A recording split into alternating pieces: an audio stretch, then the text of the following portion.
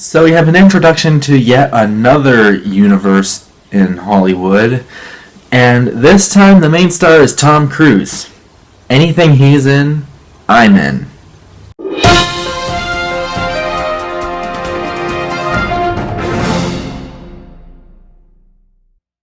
The Mummy. So The Mummy is basically the first film in what's now going to be known as the Dark Cinematic Universe, I guess, and it stars Tom Cruise as Nick Morton, who is the main character in this movie, and then you have people like Jake Johnson, Annabelle Wallis, Sophia Boutella, and basically what this movie is Tom Cruise's character is basically a thief, kind of. I mean, he loots stuff in Egypt, and then he discovers this tomb, and inside this tomb he discovers a sarcophagus, and then later he realizes that he unleashed a dark force, basically. Alright, so let's talk about The Mummy. Going into this film, I really didn't know what to expect. I mean, I've seen the Brendan Frazier mummies. The first one I kind of liked. I thought it was a decent film. The second one, it was alright. The third one, though, oh my god, that was absolutely terrible.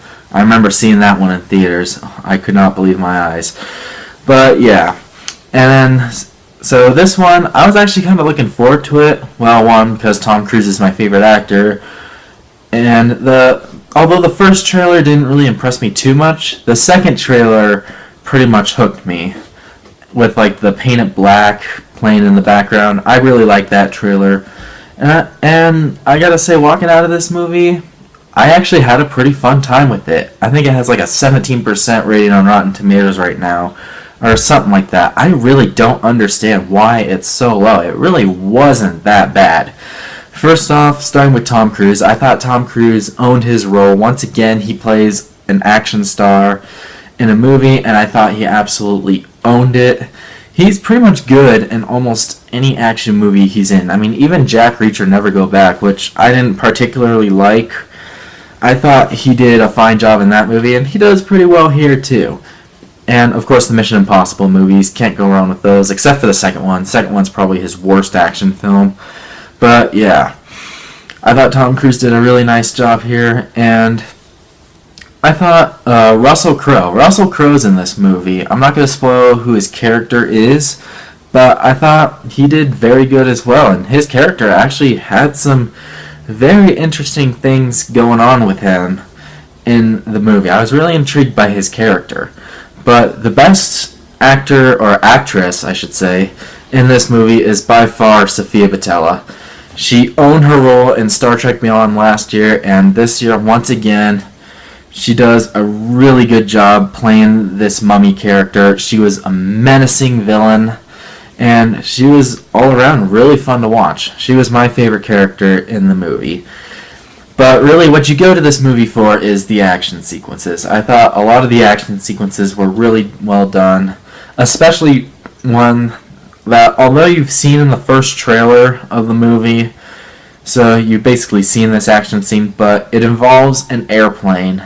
That's all I'm going to say. It was a lot of fun watching this scene, and there are some other very cool action sequences as well, especially one that takes place underwater toward the third act of the movie, and there's one that involves this huge sandstorm that I thought was really cool. And I thought for the most part the visuals of that sandstorm actually looked really cool. There is some CGI that I thought was a little bit questionable that I'll get to later, but for the most part it was really cool to watch, and I'm actually interested to see where they take this dark universe, because I was actually kind of intrigued by the story overall, especially with Russell Crowe's character. Now, as much fun I did have with The Mummy, or as much fun as I did have, I did have a lot of fun with The Mummy. It's not necessarily a great movie. In fact, I don't even know if I'd go as far as calling it a good movie. First off, it just feels like a lot of exposition. Like, it's basically just a setup for the Dark Universe. It doesn't really feel like much of a standalone mummy movie, kind of like the first Brendan Frazier movie was. But yeah, it just felt like a big setup to this Dark Universe. And also, some of the actors like Annabelle Wallis and Jake Johnson, I feel like they were very underutilized, and their characters, oh my god. You want to talk about some useless characters? Yeah, remember Independence Day Resurgence? Remember Brett Spiner's character, the scientist that was in the coma for 20 years? Yeah, Jake Johnson is basically playing the same character in this movie. He got on my nerves a lot. And Annabelle Wallis, yeah, talk about a damsel in distress. Yeah, for the people that thought Brie Larson in Kong Skull Island or Catherine Waters, I think was her name, in Alien Covenant, people thought they were useless. At least they did stuff in those movies. Annabelle Wallis's character does absolutely nothing but play a damsel in distress. That's all her character is. She just plays a damsel in distress the whole time, and sometimes she got on my nerves as well. Yeah, didn't really care all that much. And for one of the main characters in the movie, you would think she would actually do something. And of course, some of the CGI is kind of questionable in my eyes. And also, some of the writing of this movie, it feels like a lot of exposition. But yeah, they go for comedy a lot, and it doesn't really land. Like 95% of the jokes don't really land. There is one part that did make me laugh, and all I'm going to say is it involves Sofia Boutell's character, Tom Cruise's character, and these 4 zombie guys, but that's all I'm really going to say about that. But yeah, other than that, the jokes really didn't hit for me.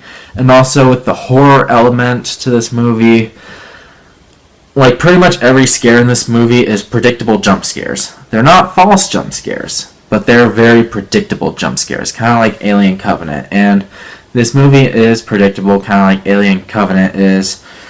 But yeah, I mean, it's an entertaining movie for what it is, but it's not necessarily a great film per se.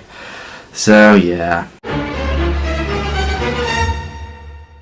So even though The Mummy does have a lot of problems with it, including some characters, some of the dialogue in the movie, and some of the visuals as well. Overall, it's a pretty fun action movie. I don't really exactly understand why it has such a low rating on Rotten Tomatoes. Like, I feel like it should be up toward like maybe the mid to high 50s rather than the like below 20. Below 20 is just way too harsh. I'm sorry. So yeah, overall I did have a fun time with The Mummy. It's a decent Tom Cruise film. Certainly not his worst, but certainly not his best.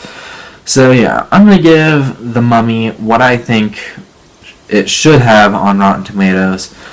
And again, that is mid to upper 50s. So I'm going to give The Mummy a 57% Rotten rating, a solid C+.